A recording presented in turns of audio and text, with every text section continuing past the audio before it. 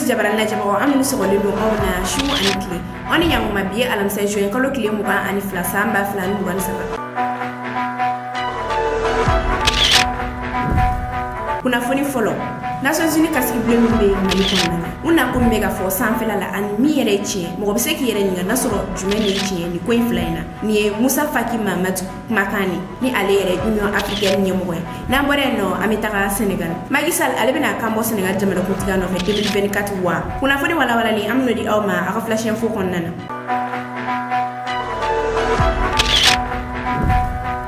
kuna fondamne na Imam Mamadou Dicko ka passeport diplomatique menena la somadena Imam Mamadou Dicko ale kuntakalendo conférence de la Nouakchott no ye Mauritanie fabay conférence ko ni bane Imam Mamadou Dicko ale dona pankulu kono ni ka kunda malika asele seno pankulu jikene ka somadena fami pour sole ya ka passeport diplomatique menala police ni ala donia ka fukulu no tenga ka foro ni na di ka passeport mene Imam Mamadou Dicko la ula imam ale kono bulangolo ataraka so somadena ni kuna foni yere ale 70 yara Cheikh Daniel yere fe no ye kuna fundi lay akila jigina jumado wati na Imam Mamadou Dicko ale na ka mko ko farale no nyoko ka palais de la culture la no be ka fo mo nyina ku kana bokata voter constitution en ya sa constitution akana sigate mi chuko ya shidila Imam Mamadou Dicko ale ya yira ka fo ko transition be sena ka ban wati auto ma jantuni wa ako laïcité me constitution ko na ko laïcité yere ka kan akele ko sabula abi dine chi passeport diplomatique ale ko ni papier ni jamana nyamo ya yi ka fo kibga jamana ko ndifa passeport abi ta ka di ima wa yamara be ubulu wakati bela na ka du yuka amenela so manena Imam Mamadou Dicko ale ko nga passeport diplomatique o menena la senu aéroport la no senu pankri jigi kanay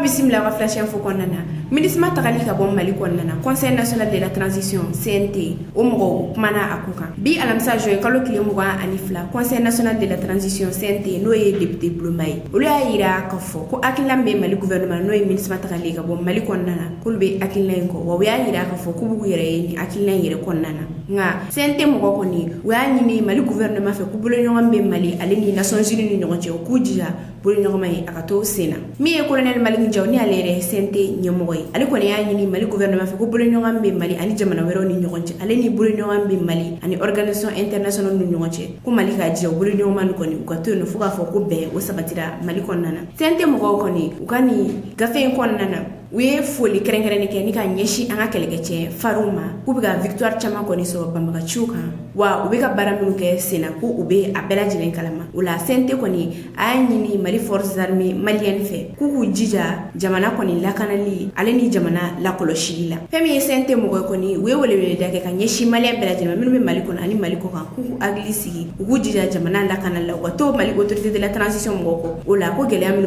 mali ko nana ko ni nyabe na nyini abela jirina Malik Njaw ya yira ka fo ko mali autorité de la transition ngoyere u chestilendo ya sa gelam be mali kono fube se ka siri abela jirena shugamina kuma kuncha la colonel Malik Njaw aleni abaraka nyoko koni u ya yira ka fo ko be ga colonel Asimi Goita koni souteni wa ko soutien koni ko dante ula wa yara doni ya ka fo ko akila sabami be mali jamana kutila ya sa ka malikila ni o foloy ka malika yere ma horoya boye mali ni jamana mugu bolo di nyoma ko bolo nyoma ko boye asabana mali yonga intérêt be femina ko ligoni ka sinsi okoka colonel Malik Njaw ani abaraka nyogo ya yira ka fo kube ni akili na yinko bo balaka jugoroma dondo bo ya yira ka fo ko mi ministre ko ni gene ka bo mali konnana kube go akili na yere fene ko koroma do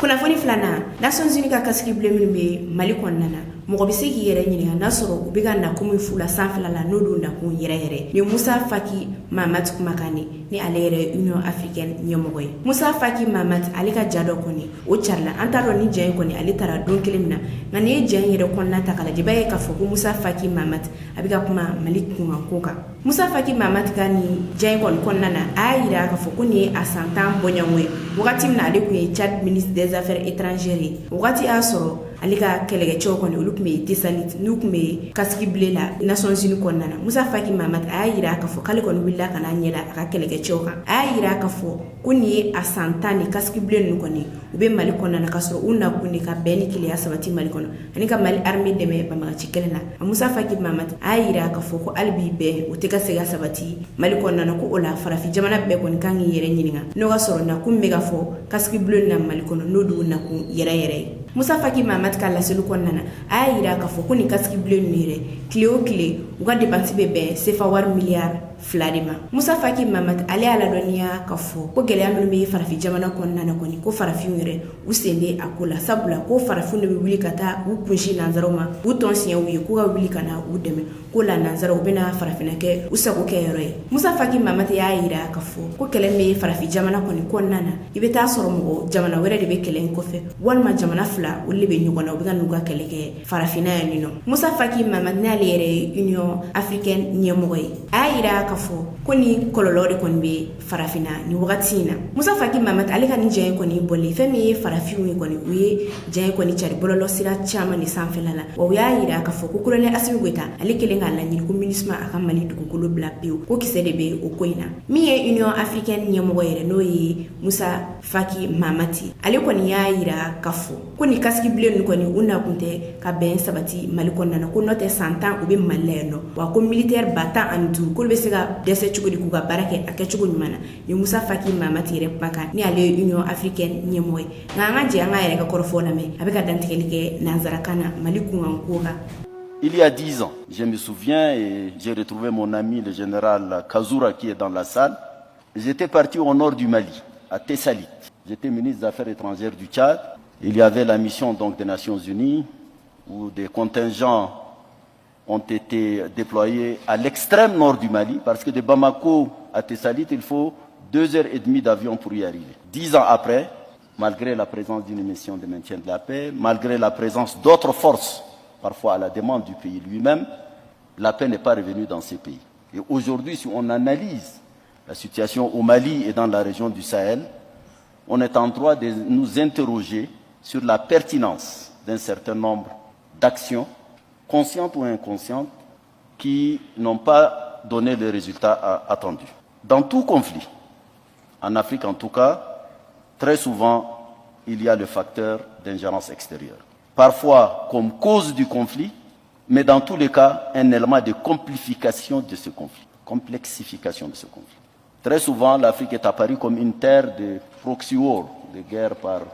procuration. J'ai dit ça, ce n'est pas pour nous dédouaner de nos propres responsabilités en tant qu'Africains, particulièrement ceux qui sont en charge, les responsables, les leaders du continent africain. Notre responsabilité est totale. Ces ingérences, souvent, sont accompagnées, sollicitées par des Africains eux-mêmes. Il y a également la situation du continent qui, au niveau de la gouvernance mondiale, n'occupe pas la place qui devrait lui revenir par le nombre de ses habitants, par le nombre des États qui sont membres, par exemple, des Nations Unies. Il y a également la faiblesse, et c'est là où le bas blesse, la faiblesse de la solidarité africaine, intra-africaine elle-même. Très souvent, des gouvernements justifient leur appel à des forces extérieures par le fait qu'elles ne sont pas capables elles-mêmes de faire face à une situation et donc elles ont recours à des forces extérieures pour pouvoir les soutenir, pour maintenir la paix ou la sécurité dans leur territoire.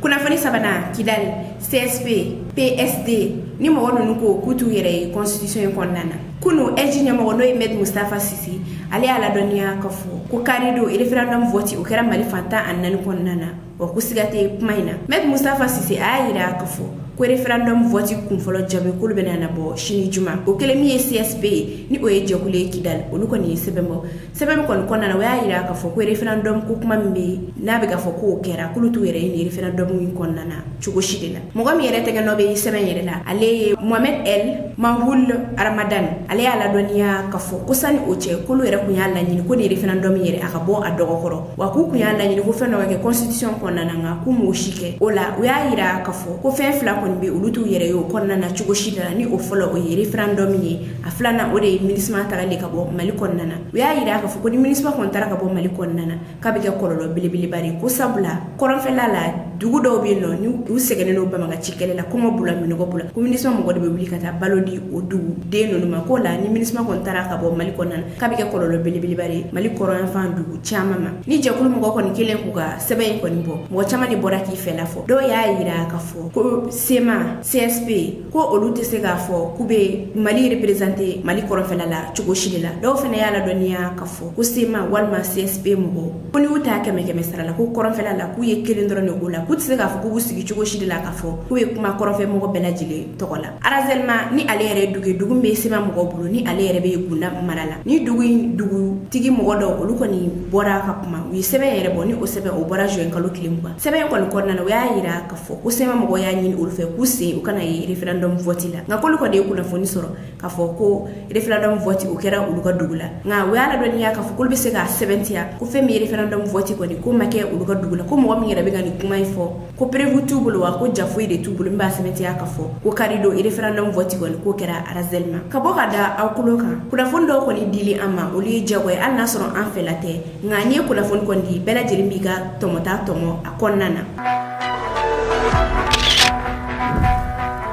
kuna foni na mouvement yere wolo debusi la rampa ko kelelo ka caravane belebele ba do boloda ni caravane yere ali sigi kunye fe belebele ba fladi o folo o de ka bo shini ko kono kulu ka da ministre kulo ka negi kisekele atemali ona tukun ko la ministre aka mali dugu kolo bla pew mouvement yere wolo debusi la rampa mo ya yira ka fo ko juma do Abdoulaye Diop no e mali ministre mi nyeshino mali ani jamana wera ko nyana bole kama kay kuma mi fo Nations Unies na ko e kuma bari ula ko Abdoulaye Diop kon kanga bismillah mali kona iba fo ko masake ola mouvement yere wolo debusi le rampa mo ko wele bla o ka mo bela jilema ani mo fenfe kibi yere ni mouvement ko nana ko shini juma seli ko fe o ko boy ko kono kulu ko nyon soro boulevard de l'indépendance la nege kan tan anani wakati la kadam ne boulevard de l'indépendance la kata se fo seni aéroport la no ye senu pamplu jigi kana ko kata Abdoulaye Diop koni ale bismillah enno kemi seba ni alere panafricaniste wa franco beninois do ale mo mi koni a chesile no kosobe farafina ka yere ma horoya talila o kum konnana mouvement yere wolo debusi la rampa mo olu kani caravane na kemi seba alebe mali konnana ni wati na ina fo aya fo nyana anga do temde kuna fo nu konnana chuga mina kemi seba ale koni chune mali konnana aya kanu ne ga wuli ka se mali autorité uma ani mali premier ministre docteur Choguel ko kala mega olu koni nyogoye doke mali premier ministre yere jabala la no ye primature ni nyogoye sefe kemi seba ale kumata akelen ka kumata ayala doniya ka fo ko mali autorité de la transition mo be ka bara minuke no ye mali akake jamane ka yere ma horoya be abulo wa na manya ko bulo nyoma abike akake mali on na fasoro siraha kemi seba ale ayira ka fo ko ni ko ifoni adanete farafina kono na tuguni nga ka kere no ka jie fanta annani bere mine ko wa bere be ga misalita malika kemi seba ayira ka fo ko mali autorité ka bara ko ni ko ye fierté belebele ba de alima kemi seba ka la selu ko fe femi mali premier ministre docteur Choguel ko kala maiga ale yere kumata ni ka dakuru nya flafo mali premier ministre kile ka kumata ayira ka fo ko panafricaniste ko ni kube ka bara minuke ko bara belebele bare do ko sabula ubeka to farafidon yere ubeka wili kujo ubugu nyele yasa ubisika bo golo jema ka joya juru ko nana chugoya mina kakeli kemi seba ale ko ni ga chesiri yasa fana fida ale ga sika bo joya juru ko nana chugoya mina akake jamane jamanga yere ma hora ya be abulu kemi seba ale je do sigi sika no be wele ko ONG urgence panafricaniste kaboka da okloka ni ONG yere ale si kune ka France ko ni ge ka bo farafi jamana ko nana pew farafi yere dama ko se ku bolo di nyoma ni ga fara nyon ka ke kulu kele no be wele ko panafricanisme nga anga je anga kemi seba ka korofo la me. Nous sommes venus apporter notre soutien en une période cruciale pour les autorités maliennes vis-à-vis de la question du départ de la MINUSMA. Il était important que le courant panafricaniste, matérialisé notamment par notre ONG Urgence panafricaniste et notre coalition avec le mouvement Yerewolo, qui est un des plus grands mouvements de résistance maliens aujourd'hui, il était important que notre ONG puisse venir apporter son soutien aux autorités maliennes qui sont plus que jamais critiquées par la prétendue communauté internationale, mais qui est en réalité constituée de l'élite occidentale. Et il était important que les autorités maliennes sachent que le courant panafricaniste, continental et diasporique, soutient profondément les autorités dans leur processus d'autodétermination et leur volonté viscérale de souveraineté. On a écouté beaucoup le Premier ministre qui nous a fait un petit résumé, un petit peu de ce qui a emmené les autorités à arriver à ce point de non-retour,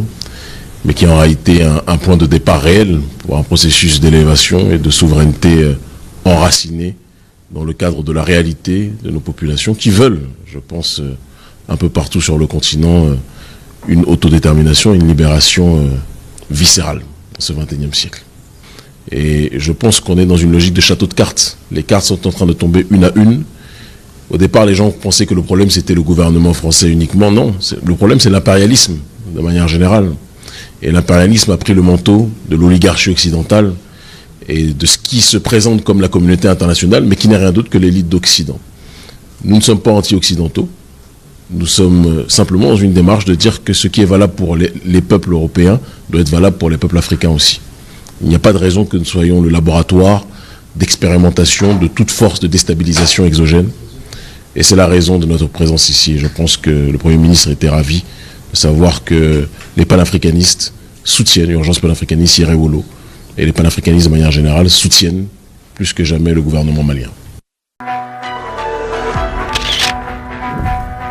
Kunafoni duruna oetana nye Sénégal. Macky Sall ale kumana kunu kato France. Sénégal jamana kuntigi Macky Sall ni ale yɛrɛ kelen do ka opposant bɛn kɔda justice la ni wagati in na ale ka san fila manda kɔni o kuncɛra kan ka fanga di. Macky Sall ale yɛrɛ kun tɛ ka fɛn fɔ a ka troisième manda ko kan nka kunu a tɛmɛtɔla France a ye wele bila a ka parti mɔgɔw ma k'u fara ɲɔgɔn kan ni ka lajɛrɛ kunkurunin kɛ o lajɛrɛ kɔni senfɛ Macky Sall ale ye kuma ta. Ni Macky Sall ka kunu kuma kɔni ta ka lajɛ i b'a ye k'a fɔ Macky Sall a kɔni bɛ sɔn ka kan bɔ Sénégal jamanakuntigiya nɔfɛ 2024 sabula kunu a kelen ka kuma ta k'a to France a y'a yira k'a fɔ a ka mɔgɔw ɲɛna k'u kana na presse k'ale kɔni bɛna kuma dɔ fɔ ko n'o kuma kɛra u bɛna wulikajɔ dɔw sabati yaasa 2024 victoire u bɛ se k'o sɔrɔ cogoya min na. Macky Sall ale ka nin kuma in kɔni o carilen mɔgɔ caman y'a yira k'a fɔ ko Macky Sall a bɛna na kan bɔ Sénégal jamanakuntigiya nɔfɛ 2024 nka an ka jɛ an ka Macky Sall yɛrɛ ka jakunguru lajɛ k'a to France. Pour aller vers la marche du progrès et vers la victoire de 2024.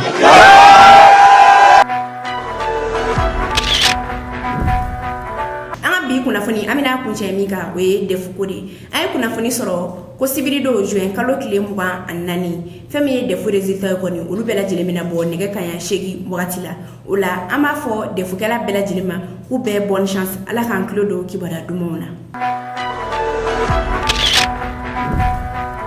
Nini kunye akabi flashe foye kada aukluka oni ci akal la mel ko nyumana an fuli bi an laje baka bela jeli kere kere niana mino be kan laje ka bo France o kan be wakati wéré parler sans haine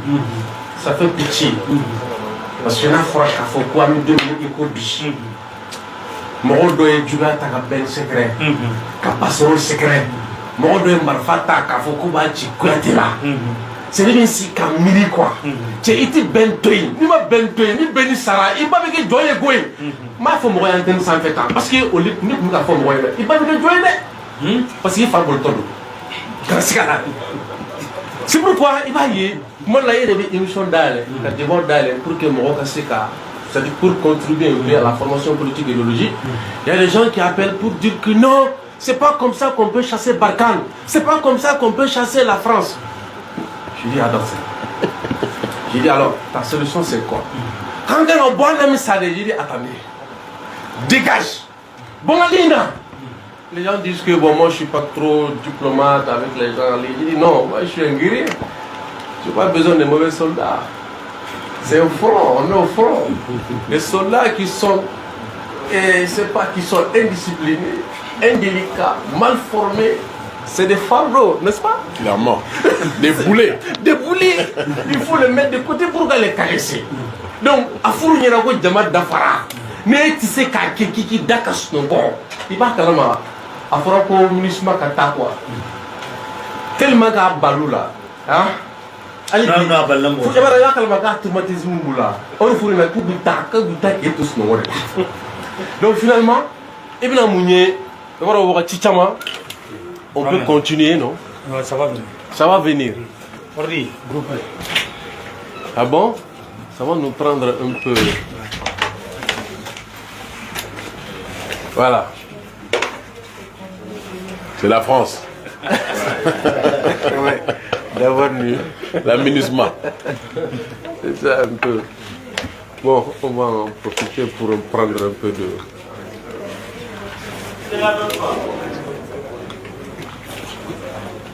Comment?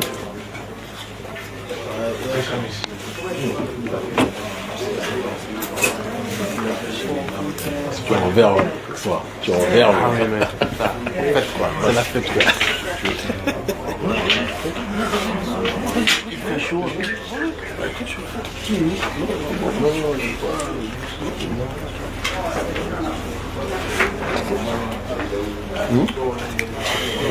Oui.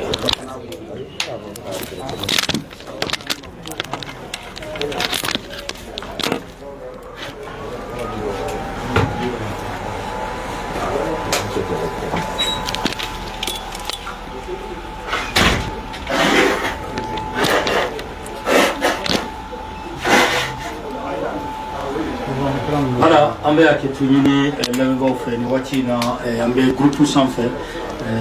Comment tu as été vous? Oui, kabokuma dɔrɔn kabokuma na mas i b'a dɔn mɔgɔ caman tun bɛ e yɛrɛ interpellé Caman k'a fɔ ko kati bɛ ko fɔ k'a nɔgɔya nɔgɔya trop parce que o y'a sɔrɔ dɔ y'an fo kunkolo kɔnɔ k'a ka gɛlɛn bi et puis an b'a f'u ɲɛna ko ne bɛ ka miiri cogo min na k'a ka gɛlɛn n'a kun ka gɛlɛn an kun t'a kɛ ten sa i nkalon de tigɛr'i ye finalement tellement que bɔli ninnu nɔgɔyara fo k'u traumatiser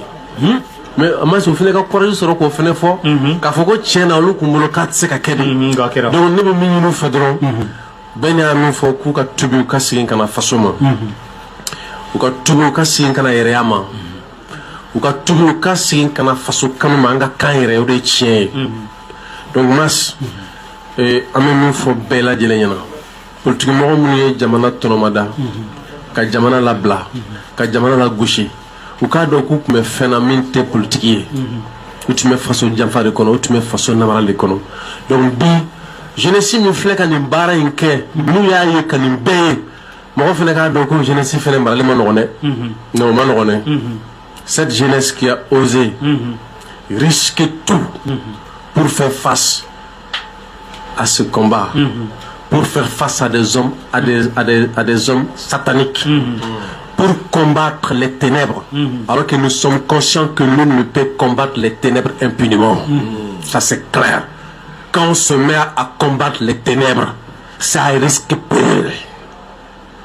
Mais nous avons voulu et on a su le faire, c'est-à-dire à renverser la tendance. C'est pourquoi Pape Diallo le rappelle tous les jours. La mort aux ennemis, nous vaincrons. Ce qui est révolu à instaurer un système qui nous permet de gagner c'est-à-dire de gagner le combat toujours contre l'ennemi. C'est l'ennemi qui va en pâtir. Et nous, on va marcher droit vers notre objectif, quels que soient les obstacles. Et donc, à Foko, nous wati konana. Genesi, malidenye ni famille jamana kola. Jamana nyamoro fene ka woro don uye parce que utina klenge ble fen fo nyakoro parce que cɛkɔrɔba caman musokɔrɔba caman jamanaden caman kɛra jɔn ye ka kɛ fasoden cago ye fɛn min kɔrɔ o y'o kɛlɛ kɛ quoi donc o tɛna se ka dɛsɛ ka tiɲɛ fɔ juge un simple juge qui met le pays en feu comme ça se passe actuellement au Sénégal. Quand je vois les citoyens honnêtes, des gens qui ont compris, qui sont dignes de ne pas être voleurs, c'est aujourd'hui que c'est eux qui traînent derrière les juges, des simples juges, c'est eux qui traînent derrière les procureurs, c'est eux qui traînent derrière des simples géomètres, c'est eux qui traînent derrière aujourd'hui des simples ministres, des simples inspecteurs d'impôts. Ça fait mal. Tu mas, tu n'as qu'à faire mal connaître quoi, ni qu'à barakelaye, tu es bouli, hein, simple géométrie nous fait. Il y a entreprise qui a surveillé le baradola à bas sero kila juge simple bas sero kila fouille tiboala procureur simple bas sero kila fouille tiboala ministre simple ni bis sero que citoyen honnête là tianga bon colon ou ka famu ka foko kele na sengoyi tia kele bi ke wa mo baye wa binya ala ta ku fe dan fen tseka ku me mas wallahi billahi. Voilà. Dan angana jumado na olla beneno ka fabe na Bamako yala ka fasudun fu kemi seba yare na malla o kama yala abna ga chukudi yakina yare na chukudi. Voilà, haglina intumbe aklina fo boli aklina kumbe voilà boli aklina ku anga nyogon soro farafina togola keneba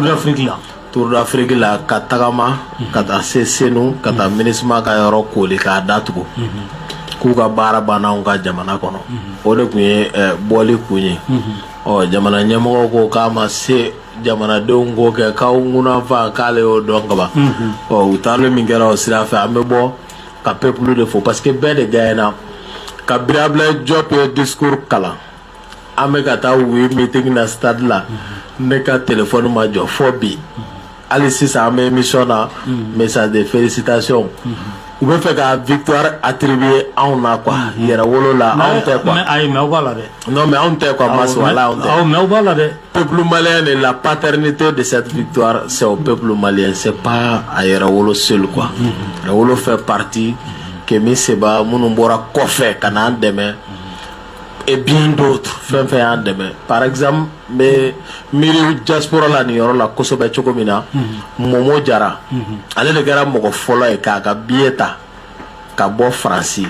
ka na an dɛmɛ ni wulikajɔ in na ale fɔlɔ quoi o kɔfɛ Tisheri Sekou Tunkara et bien d'autres